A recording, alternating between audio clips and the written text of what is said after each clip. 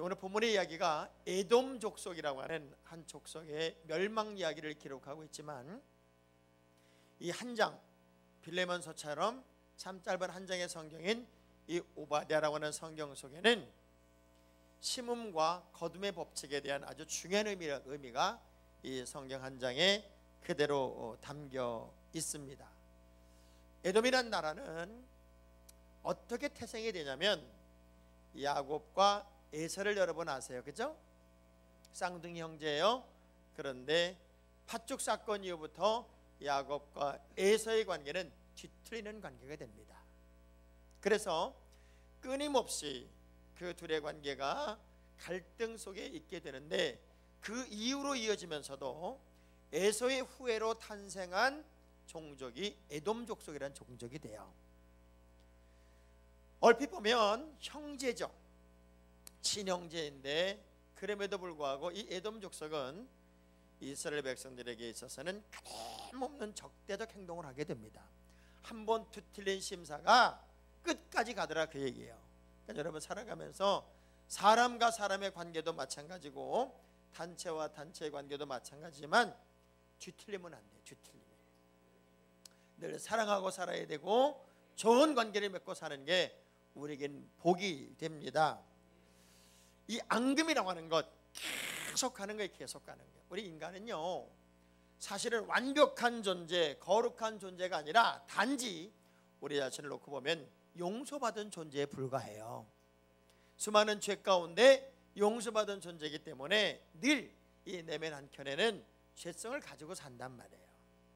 지금도 표독스럽고 고집불통인 전 세계 1,500명이 평지구위원회라는 걸 만들었대요. 평지구위원회. 그러니까 지구는 여전히 네모나다. 이걸 우기는 사람이 회원이 1,500명이나 된대요. 그들은 무슨 얘기를 해도, 어떤 말을 해도 그 말을 믿으려고 하지 않고 자신들의 고집을 꺾으려고 하지도 않는답니다. 그만큼 인간은 한번 꺾이거나 마음을 접어버리면 변화되기가 그만큼 어렵다는 거예요. 유다는 이제 멸망의 때가 오기 가까운 시점에 주변 동맹국들과 이제 동맹을 맺어요.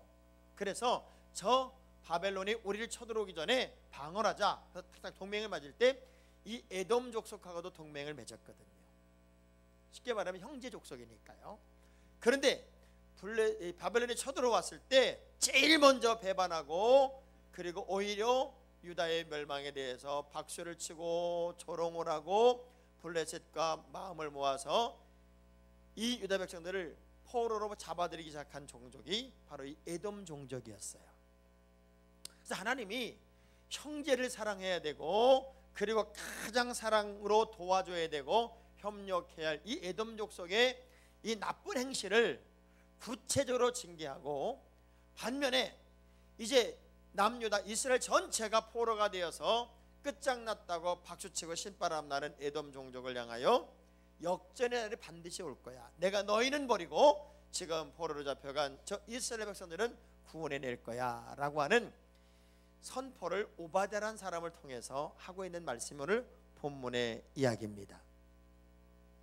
이 오바댜라는 말 자체가 어떤 의미를 갖냐면, 따라서 하나님의 종, 하나님을 섬기는 사람, 하나님의 예배자, 그러니까 어떤 선명한 기준을 가진 하나님의 종을 세워서 빗나간 삶을 사는 이 에돔 족속을 하나님께서 징계하고, 지금은 다 무너진 것 같은 남유다 백성, 북이스라엘 백성들을 다 회복시키시고 다 새롭게 만들 것이라는 약속의 말씀을 주시는 말씀이 이 말씀이에요. 저는 이 말씀을 통해서 잘 심은 자는 잘 거두고 잘못 심은 자는 그 잘못 심은 것 때문에 잘못 거둔다는 이야기를 함께 하려고 합니다. 그리고 아무리 지금이 어렵고 힘들지만 여러분의 믿음의 자리에 제대로만 서 있으면 우리 하나님은 반드시 역전의 역사를 이루시는 분이 또한 내 하나님임을 여러분들이 믿기를 기대합니다. 자, 그러면 이 본문의 이야기 속에 우리가 교훈으로 삼을 세 가지가 있는데, 따라합시다. 악인은 반드시 심판을 받는다. 자, 에돔의 심판 이야기는 1절부터 16절까지 계속됩니다. 한 장 전체가 21절인데 1절부터 16절까지가 심판 이야기로 가득 차 있어요. 어떻게 선민에게는 적대적이고 그리고 악한 민족에게는 그렇게 우호적인 삶을 이들은 살까? 그래, 하나님은 하나님의 백성들이 아무리 힘들고 어려워도 그들을 붙잡고 계시고 지키고 계시고 일어나게 하시고. 자, 왜 이렇게 에돔 족속이 그게 난리를 부렸냐면 미운 거예요. 미운 거, 싫은 거예요. 그래서 자기들은 이 사해 근처에 바위 틈에다가 이제 작은 국가를 만들고 나름대로 이런 생각을 합니다. 지금 우리가 살고 있는 이 지역은 천의 요새다. 어느 누구도 침략할 수 없고 우린 이 환경에 있는 동안에는 절대로 정복당하지 않고 지지 않는다. 교만이요, 하늘을 찌릅니다. 그리고 우리 조상을 속였던 저 야곱 족속인 이스라엘은 하나님이 버렸고 이제 우리가 이겼어. 그러면서 자신들의 외교력, 그리고 현재 안녕과 번영, 그리고 현재 있는 좋은 환경, 그리고 경제적인 권력, 세상적 가치, 이런 것들의 노예가 되어서 우린 절대로 안 무너진다. 누가 봐도 침략당하지 않는다. 아주 교만이 극에 달하고 있었던 종족이 이 에돔 족속이었습니다. 제가 늘 하는 얘기죠. 파란 신호등일 때 더 조심하라고요. 잘 된다고 여러분, 파란 신호등일 때가 사고가 나면요, 대형 사고가 납니다. 저기부터 빨간 신호등이면 내가 여기부터 조심하기 때문에 사고가 클 리가 없어요.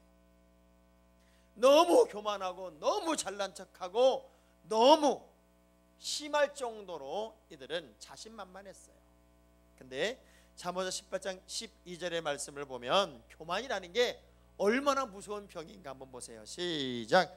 사람의 마음에 교만은 멸망의 선봉이요 겸손은.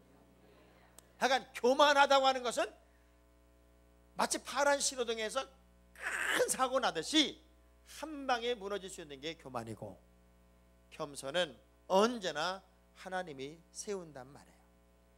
하나님께서요, 이 에돔 족속에 대한 심판 이야기를 하면서 기가 막힌 얘기를 해요. 자, 도둑도 도둑질하다가 자기가 필요한 만큼 도둑질하면 도둑질을 멈춘다. 포도를 따다가도 이 다 따지 않고 좀 남겨서 가난한 사람에게 줘야 되겠다고 마음 먹으면 따다가도 일부는 남기는 것이 사람들이 가지고 있는 인정이다, 인정. 근데 내가 저 에돔 족속을 멸망시킬 때는 저들의 지혜도 지각도 다 뺏어버릴 것이고 하나도 남김없이 그들이 행한 이스라엘을 향하여 행한 악을 다 기억하게 하고 그들의 머리로 돌아가게 할 것이고, 그리고 행한 대로 그대로 받게 할 것이고, 모든 것이 다 떨어진 채 죽임을 당하게 할 것이 요만큼도 남기지 않겠다라고 하는 정말 무시무시한 말씀으로 이 에돔 족속에 대한 이야기를 해요. 전 이 말씀을 보다가 그런 소름이 돋아요. 하나님은 어떻게 살아계시다고요? 시퍼렇게 살아계세요. 멀리 계신 하나님, 그런 하나님이 아니라 시퍼렇게 살아계신 하나님이 우리의 행위를 보고 있단 말이에요. 우리 옆 사람 악수하면서 절대 교만하지 맙시다. 잘난 척도 하지 말고요, 교만하지도 말자고요. 이게 에돔 족속의 멸망의 가장 큰 원인이 교만이어서 교만. 하나님은요, 정확하신 심판관입니다. 의와 악을 알고 계시고 선과 악을 알고 계시고 옳고 그름을 알고 계신 분이 내 하나님이란 말이에요. 여러분, 다 속여도 하나님 속이려고 그러지 마요. 사람은 다 속일 수 있어요. 여러분이 저도 속일 수 있고 내 주변의 모든 사람을 다 속일 수 있어도 하나님을 속일 수는 없잖아요. 칼 루이스라는 선수가 있었어요. 우리가 88년도 올림픽이 열렸을 때 전 세계에서 제일 달리기를 잘하는 선수가 칼 루이스라는 선수였어요. 그 사람은 84년도 LA 올림픽 때 100m, 200m, 400m 계주 그리고 멀리 뛰기 다 1등한 사람이에요. 당연히 이 사람이 서울 올림픽에서도 몇 관왕이 될 거냐에 대한 관심이 컸어요. 100m 달리기를 했어요. 당연히 1등할 줄 알았는데 2등을 했어요. 그때 1등한 사람이 카나다의 벤 존슨이라는 사람이었어요. 얼마나 빨리 달렸는지 세계 신기록을 세웠다고. 난리가 났어요. 난리가. 세계 챔피언을 누르고 새로운 챔피언이 생겼으니 얼마나 난리가 났겠어요. 하루가 지나고 나서 또 난리가 났어요. 왜 난리가 나냐면 이 벤 존슨이 도핑 테스트에 걸렸어요. 이 사람은 금지 약물을 먹고 그 약의 힘으로 달린 거예요. 그래서 그날로 박탈이 되고 2등이었던 칼 루이스가 다시 금메달을 따게 돼요. 심판이 휘슬을 불기 전까지는 끝난 게 아닙니다. 그래 섣부른 중간에서 하지 말라고 제가 자주 그러잖아요. 하나님은 반드시 역전의 날을 허락합니다.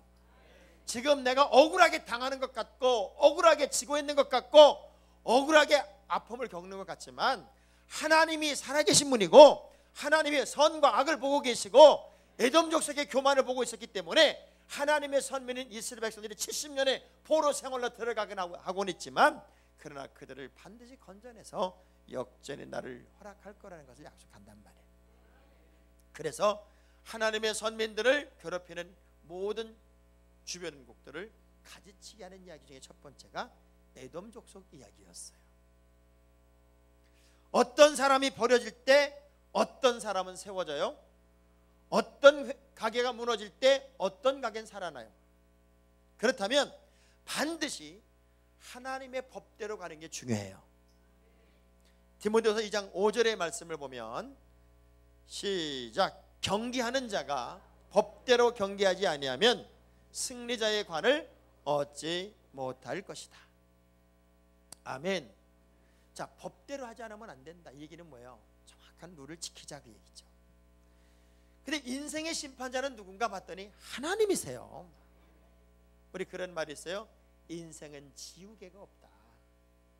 내가 산 대로 다 기록될 뿐이다. 한번 이거 잊지 말아야 돼. 다 따라합시다. 인생은 지우개가 없습니다. 사는 대로 기록될 뿐입니다.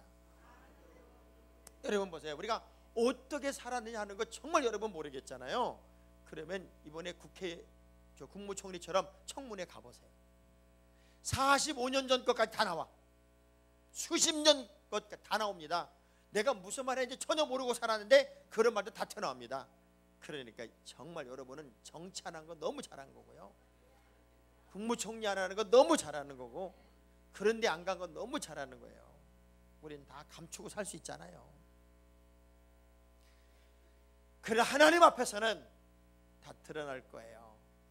그렇지만 버림받는다는 것은 하나님이 버린다는 것은 누군가를 세우고 있다는 거니까 다시 따라합시다. 반드시 복 줄 자는 복 받을 자는 복을 주신다. 자, 17절 18절에 바로 그 얘기가 있는 거예요. 역전의 시간은 상대방에게는 두려운 심판의 시간이고 우리에게는 하나님의 보호 아래 평안의 시간이 됩니다. 바로 심판의 시간이 역전의 시간이에요. 하나님의 심판의 시간이 역전의 시간이기 때문에 여러분은 이제 이기는 자가 되어야 되고, 그래서 우리 주님이 언어를 교정시켜요. 언어를, 믿음의 사람들의 언어를 교정시키는데 할 수 있거든이 무슨 말이냐. 왜 너 할 수 있다고 가능성을 얘기하니 믿는 자에게는 능치 못함이 없느니라. 이 언어를 바꿔라. 네가 언어가 교정되지 않으면 늘 추상적인 언어를 쓰고 산다. 그러나 진짜 언어가 바뀐 사람은 환난 날에 나에게 피할 길을 열어주시고 나에게 굳건한 반석이 되어주시고 하나님이 함께 하시니 내가 두렵지 않고 염려하지 않고. 근데 에돔 족속은 뭘 믿었어요? 바위 틈새를 믿고 주변 동맹국을 믿고 현재 가지고 있는 부를 믿고 명예를 믿고 힘을 믿었다고요. 근데 하나님이 뭐라 그래? 다 끄집어낸 거예요. 왜 그랬어요? 에돔 족속의 심각한 죄가 뭐였냐면 축복해야 할 사람을 저주한 거예요. 하나님이 아브라함에게 약속했던 약속의 말씀, 아브라함에게 주셨던 말씀이 무슨 말씀이냐면 너를 축복하는 자는 내가 복을 내리고 너를 저주하는 자는 내가 저주할 거라는 거예요. 여러분이요 진짜 말 조심해야 될 것은 여러분이 막 저주를 퍼붓고 여러분이 막 욕을 한 그 사람이 하나님의 사람이고 아브라함의 자손이면 어떡할 거냐고. 내가 퍼부은 저주 때문에 그 저주가 나한테 돌아올 것이고 내가 퍼부은 그 못된 언어 때문에 나에게 저주가 일어날 수 있단 말이에요. 그래서 여러분은 누가 여러분을 막 욕하면 그것 때문에 속상하고 괴로울 거 하나 없어요. 왜냐하면 아이고 저 사람 잘못 걸렸다. 나를 건드리는 게 아니었어. 나한테 그런 말 하는 게 아니었어. 자, 옆 사람 쳐다보면서 집사님 뭔 소린지 아시겠지? 한번 해보세요. 하나님의 선민은 이스라엘 백성들을 향하여 저주를 퍼붓는 게 얼마나 위험한 것인지를 몰랐단 말이에요. 여러분 진짜 말 조심하세요. 언어의 변화가 인생의 변화예요. 이 언어는 각인력이 있어요. 성취력이 있다고요. 여러분이 자꾸 누구를 비판하고 저주하고 평가하고 미워하고 그런 얘기를 자꾸 쓸수록 여러분의 삶은 피폐해질 수밖에 없어요. 시몬이라는 사람이 메시아를 기다려요. 수십 년을 기다려요. 얼마나 많은 부정적인 얘기를 들었게. 참 별짓도 다 한다. 여기서 뭐하고 기다리냐. 그 메시아가 오겠냐. 별소리를 다 했어도 그의 마음속에는 부정적인 언어에 귀를 기울인 게 아니라 이 믿음이 그에게 있었을 거예요. 반드시 내 시간이 다가오고 있어. 반드시 나의 시간이 다가오고 있다고. 자, 주먹 불끈 쥐고 반드시 우리 가정의 시간이 다가오고 있고 반드시 나의 시간이 다가오고 있고 반드시 우리 기업의 시간이 다가오고 있습니다. 자, 하나님이 뭐라고 그래요?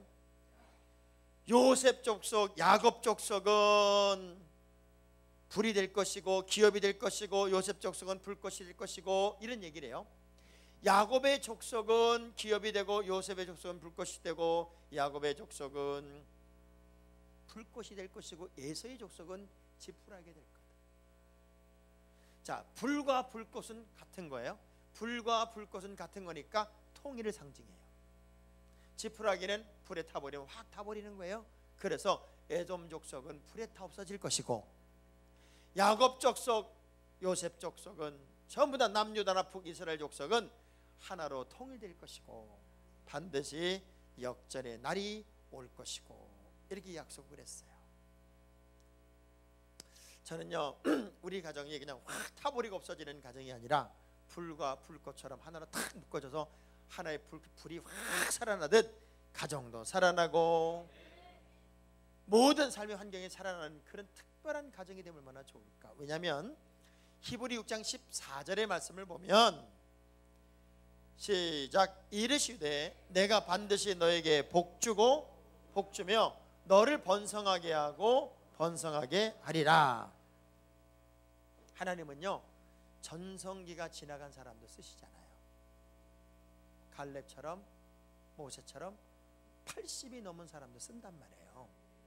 그러니까 우리가 아유 저 사람은 이제 다 틀린 것 같아. 그게 아니라 그 틀렸다고 말하는 그 순간에도 하나님이 붙잡으면 세우시고 쓰시고 크게 만드신다고요. 그래서 복 줄 자는 반드시 복을 주는 거예요. 저주할 자는 저주할 수밖에 없어요. 그럼 여러분은 저주의 자리에 있으면 돼요? 안 돼요? 그럼 어떤 자리에 있어요? 복 받는 자리에 있어야 돼요. 그래서 남을 자꾸 깎아내리고 하나님의 마음을 아프게 하고 그런 자리가 여러분의 자리가 아니라 하나님을 감동시키고 주님이 기뻐하는 모습으로 여러분의 자리를 만들어 가야지요. 그래서 우리 하나님이 19절 21절의 말씀을 보면은 막 지명이 나옵니다. 이제 이 지명을 차지할 거, 여기도 차지할 것이고 저기도 차지할 것, 그 지명이 쭉 나오는데 보니까 이게 이미 아브라함에게 약속했던 땅들이에요. 잃어버렸던 것보다도 빼앗겼던 것보다도 더 많은 것들을 하나님이 차지하게 하신다는 거예요. 그래서 진짜 믿음의 가정, 진짜 믿음의 사람, 진짜 믿음의 자녀는 지금 보면은 뭐 제가 공부하는 거냐, 제가 지금 놀고 있는 거지, 제가 뭐 하는 거냐, 별의별 소리를 다 하지만 기도하는 자녀는요 하나님이요 세웁니다. 계속 세웁니다. 목사의 욕심이 뭐예요? 기도 좀 하세요. 정말 열심히 신앙생활 하세요. 근데 기도 잘 안 하잖아요. 참 기도 안 해요. 말씀도 그렇다고 잘 읽는 것도 아니고. 왜 이렇게 기도를 안 하냐 그랬더니 한 분이 그런 얘기를 해요. 목사님 생각해 보세요. 이 지구상에 얼마나 많은 사람들이 지금 자신의 문제를 놓고 기도하고 있습니까? 우리 하나님이 얼마나 바쁘시고 얼마나 분주하시고 얼마나 복잡하시겠냐고. 나는 정말 나라도 기도를 안 해서 우리 하나님을 덜 복잡하게 하고 덜 분주하게 하고 싶은 게 제 마음입니다. 이 마음 좀 알아줬으면 좋겠다고. 말이나 못하면 믿지는 않지. 여러분 봐요. 묻는 것과 심는 것은 달라요. 뭘 묻었다는 것은 죽은 걸 묻은 거예요. 심은 것은 살 것을 심는 거예요. 여러분의 인생은 묻는 인생이 아니라 심는 인생이 돼야 돼요. 믿음을 심어 믿음을 거두는 것이고, 하나님 앞에 내가 헌신을 심어 열매를 거두는 것이고, 봉사를 해서 열매를 거두는 거예요. 우리는 심는 자가 돼야지 묻는 자가 되면 안 돼요. 그러려면 에돔 족속의 멸망 이야기가 여러분의 가슴에 확 와닿아야 됩니다. 키르케고르가 그런 얘기 하잖아요. 폭군이 죽으면 그의 통치는 끝나지만 순교자가 죽으면 그의 통치가 시작이 된다. 아무리 강한 왕이었어도 그 폭군이 죽으면요 기억이 안 되는 거예요. 그러나 선한 순교자가 죽으면 그 순교자의 이야기는 영원히 회자가 된단 말이에요. 어차피 여러분 예수 안 믿기는 틀린 사람들이잖아요. 여러분들은 어찌 대답을 안 해요? 어차피 그렇죠? 여러분은 예수 안 믿기는 틀린 사람이죠? 그러면 에돔 족속이 될래요? 이스라엘 백성이 될래요? 그 이스라엘 백성이 되는 것은 방향이에요. 어떤 비난과 핍박과 역경과 문제 속에서도 그 핍박하고 나를 괴롭히는 것은 하나님이 치유하실 것이고, 나는 내 길을 가는 거예요. 무슨 말 한마디 들었다고 무슨 상황이 변했다고 막 의기소침하고 넘어지고 쓰러지고 그것 때문에 주저앉고, 그게 아니라 나는 하나님이 감동하는 그 방향으로 가고 있는 거란 말이에요. 그럼 하나님이 반드시 역전에 나를 허락하고 있다. 그 날을 준비하고 있어요. 심판은 하나님이 하시는 것이고 세우는 것도 하나님이 하시는 거라면, 저는 오늘 이 이브에 나온 여러분들이 다 세워지고 역전의 기쁨을 맛보는 매일매일을 경험하는 특별한 한 명이 되기를 주의 이름으로